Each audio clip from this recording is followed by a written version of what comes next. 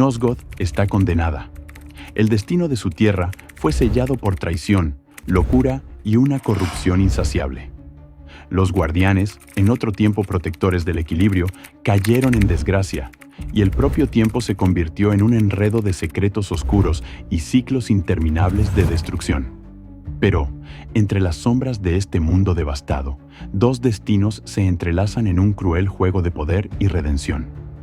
Caín, el tirano inmortal, moldeado por el veneno de la traición, y Raziel, el espectro vengador, consumido por el fuego de la justicia y el odio. Ambos, marcados por la decadencia de Nosgoth, son piezas fundamentales en un tablero mucho mayor de lo que imaginan. La historia de Legacy of Kain no trata solo de vampiros o profecías olvidadas. Es sobre la naturaleza corrosiva del poder, sobre cómo la ambición y el destino pueden moldear monstruos y mártires. Hoy, exploraremos los secretos más oscuros de este universo, sumergiéndonos en el legado de corrupción, tragedia y elecciones imposibles que definen una de las sagas más profundas y enigmáticas de los videojuegos. Si eres un verdadero fan de Legacy of Kain y quieres profundizar en los oscuros secretos de esta saga, dale me gusta y suscríbete al canal. Así, ayudas a difundir esta historia para más personas y aseguras que más videos épicos como este sigan llegando. Ahora, prepárate, porque vamos a explorar la caída y la ascensión de Caín como nunca antes.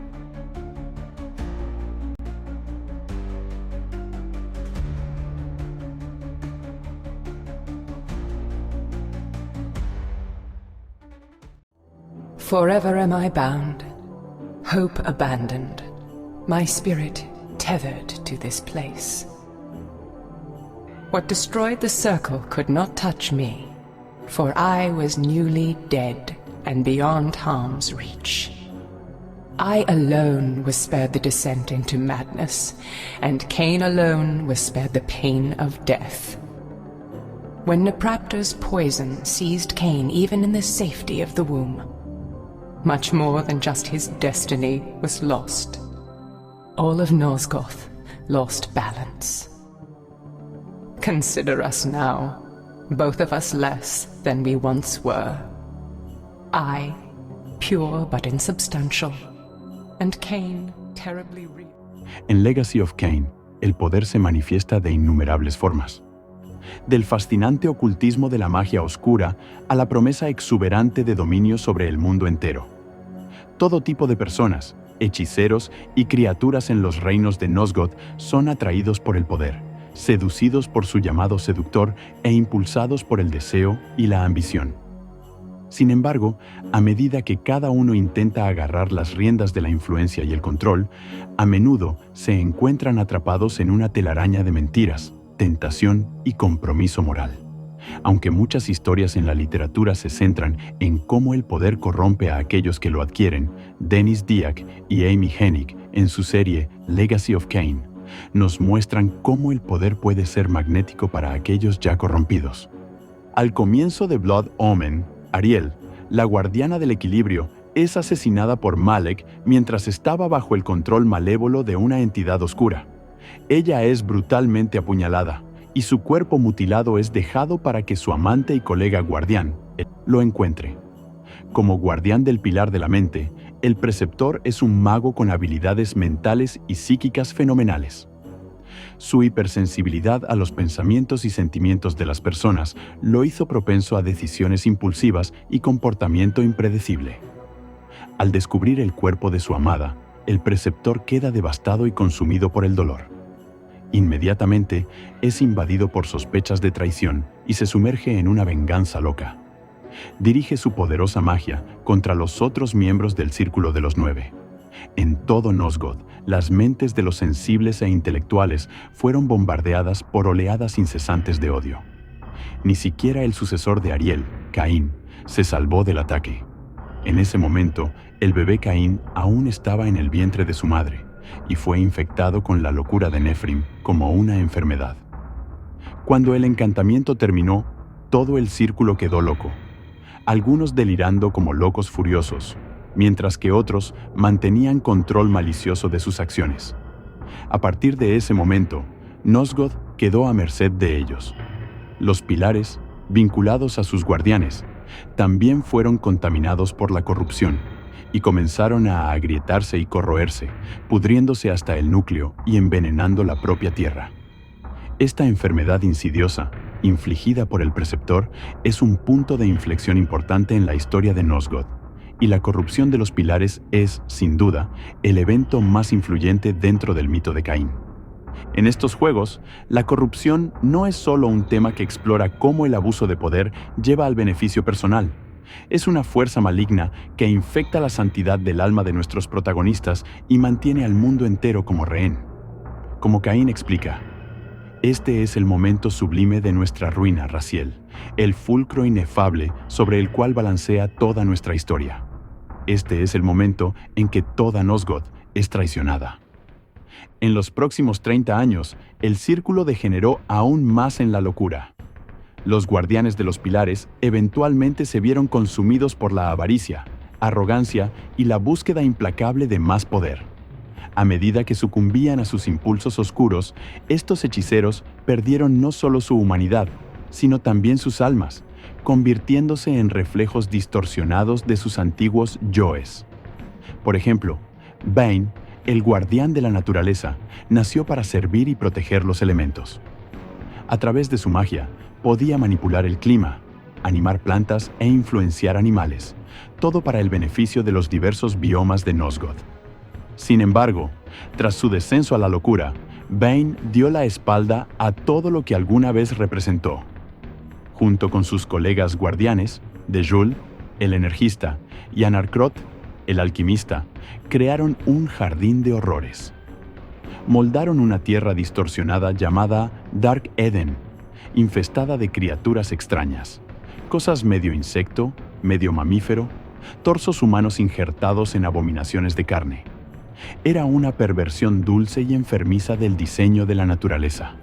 Si Bane, antes de su corrupción, pudiera ver el futuro, estoy seguro de que se sentiría asqueado por el hombre en el que un día se convertiría. Aunque ciertos miembros del círculo tal vez tuvieron buenas intenciones en algún momento, es importante entender que nunca fueron parámetros de virtud. Además de Ariel, la mayoría de los otros guardianes eran seres humanos profundamente defectuosos, y algunos ya eran retorcidos y depravados mucho antes de que la locura los consumiera. Azimuth, por ejemplo, tenía tendencias sádicas. Como exploradora de reinos alienígenas, su magia abría portales y pasajes a otras dimensiones, permitiendo que criaturas entraran en Nosgoth y causaran caos. En la página de desarrolladores de Silicon Knights se leía que Azimuth se deleita con la destrucción que causa con placer sádico, un rasgo que estaba presente incluso antes de que fuera enloquecida por la magia del preceptor. Esto nos dice que ella siempre fue cruel y vengativa, y que su naturaleza pervertida fue amplificada por la corrupción.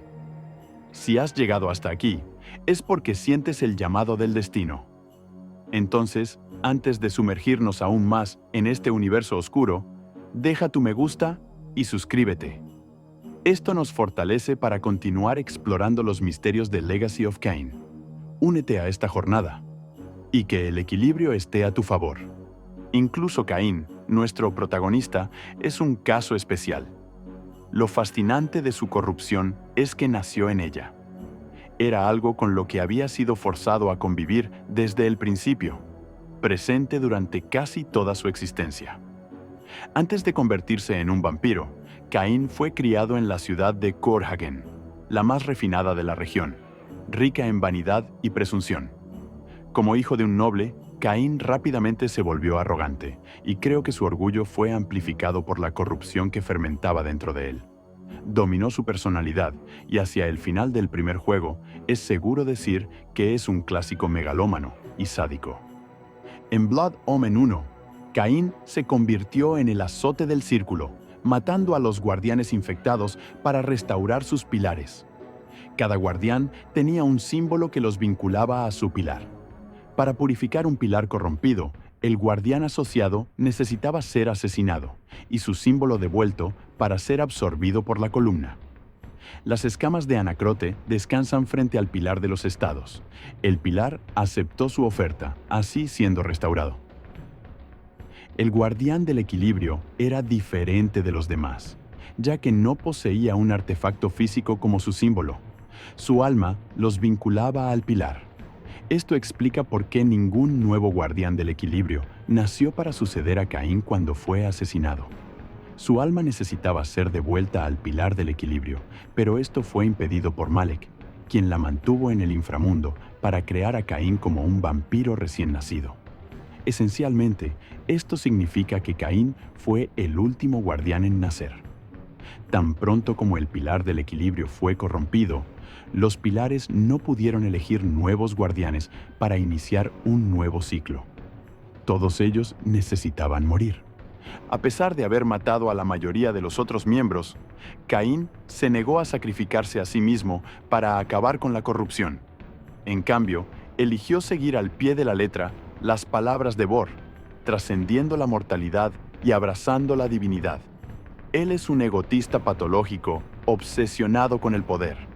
Si no hubiera sido por la locura que lo asolaba, es posible que Caín hubiera actuado de manera diferente. Tal vez no habría sido tan implacable en su búsqueda por limpiar el círculo.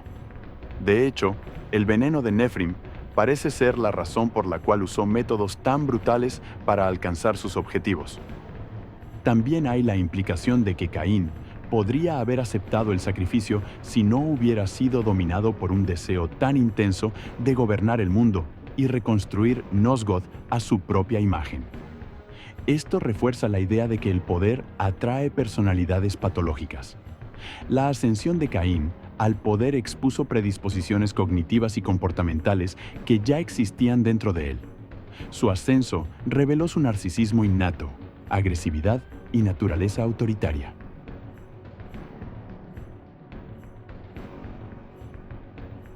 Raziel, el asesino fracasado, tuviste a Caín a tu merced, pero te faltó el coraje para realizar el acto.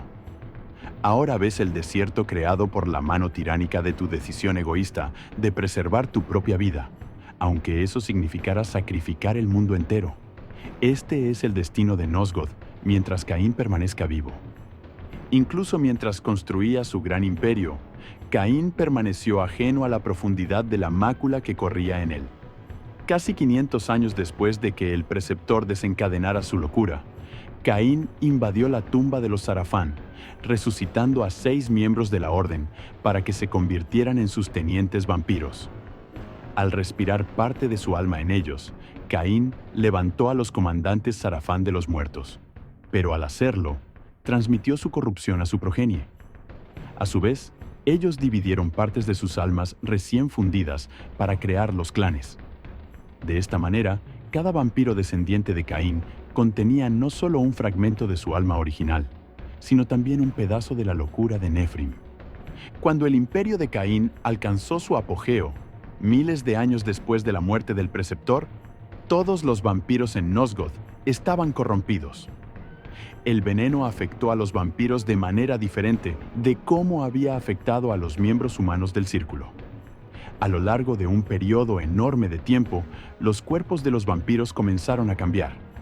Estos cambios ocurrieron en etapas graduales, marcadas por los vampiros entrando periódicamente en estados quiescentes, de los cuales emergían con nuevas mutaciones.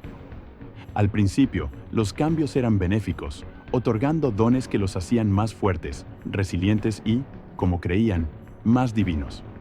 Se volvieron similares a los antiguos vampiros del lago.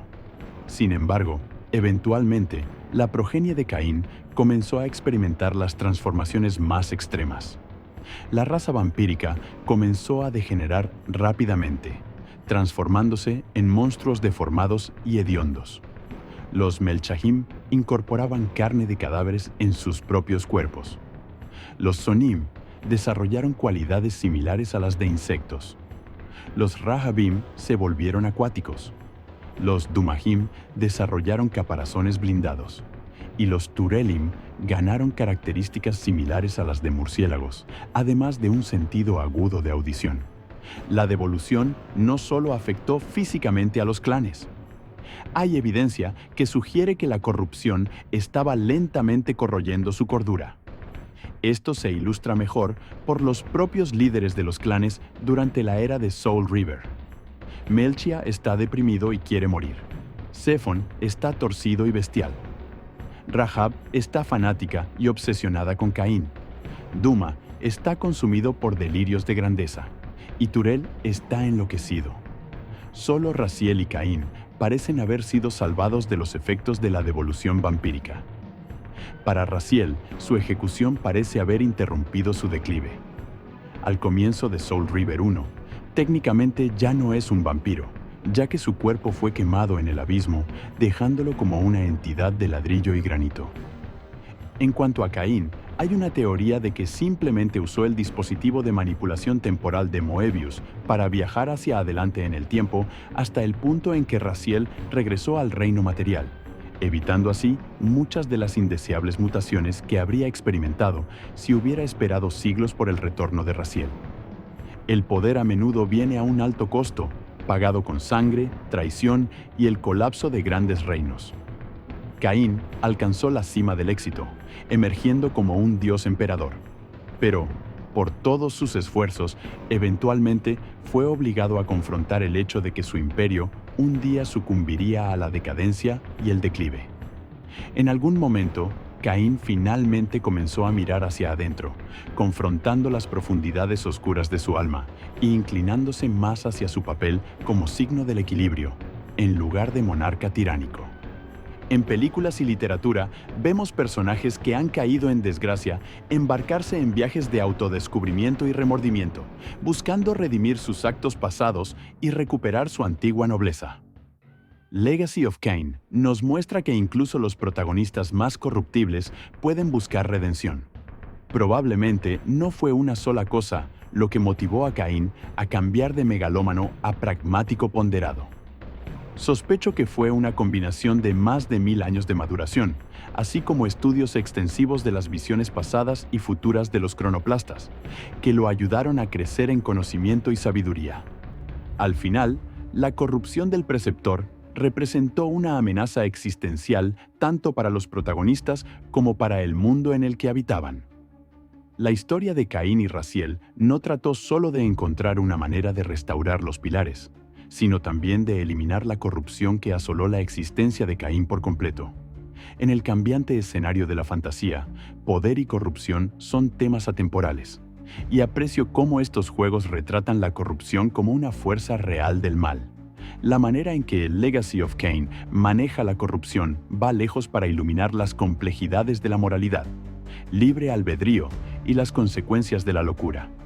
Me encantaría entrar en más detalles sobre el papel de la hoja del alma en la purificación de Caín, pero siento que hay demasiada información para explorar allí, así que creo que lo guardaré para un video futuro. Estate atento si estás interesado en ver un análisis que cubra este tema. Por favor, deja un me gusta si este contenido te resultó agradable, y para más análisis profundos de Legacy of Kain, suscríbete. Gracias por ver.